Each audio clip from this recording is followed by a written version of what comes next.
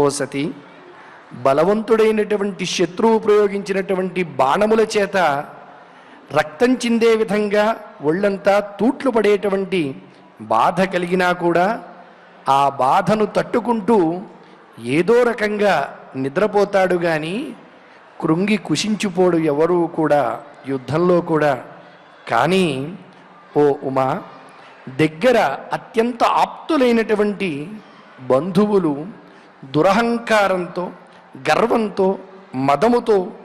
వేసేటువంటి మాటలనేటువంటి బాణములు ఏవైతే ఉంటాయో అవి గుండెల్లోకి లోలోతుల్లోకి చొచ్చుకుని వెళ్ళినట్లయితే ఆ బాధ మాటి మాటికి మనకు అహర్నిశము కూడా మన యొక్క పతనానికి, చివరికి మరణానికి దారి తీసే విధంగా ఉంటుంది అని చెప్పి మనకు తథా అరిభిర్న వ్యధతే శిలీముఖై శేతే